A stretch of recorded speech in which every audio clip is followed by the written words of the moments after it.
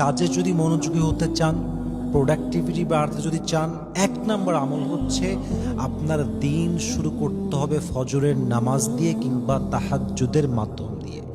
যার জীবনে ফজরের নামাজটা জামাতের সঙ্গে হয় না, যার জীবনে সে ভোরের মতো বরকতপূর্ণ সময়ে উঠতে পারে না, তার কাজে কখনো আল্লাহ প্রদত্ত বরকত কিংবা প্রোডাক্টিভিটি আসতে পারে।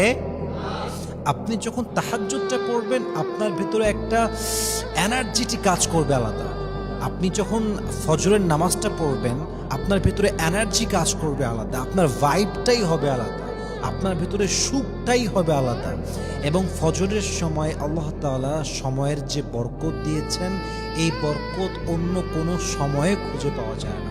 অতএব যার জীবনটা ফজরের নামাজ দিয়ে প্রত্যেক দিন শুরু হয়, তার পুরো দিনটাই ভালো যায়।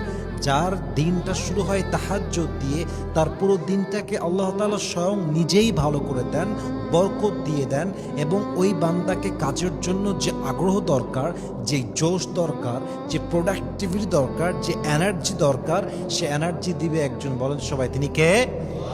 আল্লাহ রসুল সাল্লাল্লাহু আলাইহি ওয়াসাল্লাম প্রত্যেক দিন ভোরবেলা তথা তাহাজ্জুদের সময় উঠতেন। আমাদের মতো সকাল 12টা-1টার সময় উঠতেন না। আরে যে মানুষটার দিন শুরু হয় জোহরের নামাজের কিছুক্ষণ পূর্ব মুহূর্ত সময় দিয়ে, তার বরকত আসবে কই থেকে রে ভাই? তার বরকত আসবে কোথা থেকে? অনেকে বলে, হুজুর আমি ফজরের সময় উঠবো কেমন করে? আমার ঘুমই আসে রাত 3টার সময়। আপনার ঘুম রাত 3টার সময় তো আসবে, কারণ আপনি সারাদিন ঘুমাচ্ছেন। কতটা বোঝার একটু চেষ্টা করেন। আপনি ঘুম থেকে উঠছেন সকাল 12টা কিংবা দুপুর 1টার সময়। এখন এই যে আপনি এত লম্বা সময় ঘুমায় থাকলেন, রাতেবেলা যখন বেডে যাবেন, আপনার ঘুম আসবে না, কারণ আপনার ঘুমটা অলরেডি আপনার এনাফ হয়ে আছে আপনার ঘুমের তালিকায়।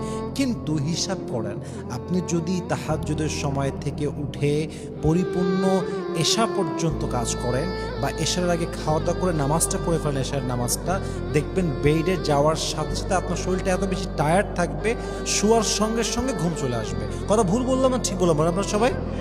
কিন্তু সারাদিন আপনি কাটাচ্ছেন অলস হয়ে, ঘুমাচ্ছেন একদম জোহর পর্যন্ত, আপনার কাজের প্রোডাক্টিভিটি লেভেলটা বাড়বে না। সো আপনি যদি কাজের প্রোডাক্টিভিটি লেভেল বাড়াতে চান, প্লিজ ফজরের নামাজটা জামাতে পড়তে হবে এবং প্রত্যেক দিন তাহাজ্জুদের নামাজ দিয়ে দিন শুরু করতে হবে। রাজি আছেন তো ইনশাআল্লাহ?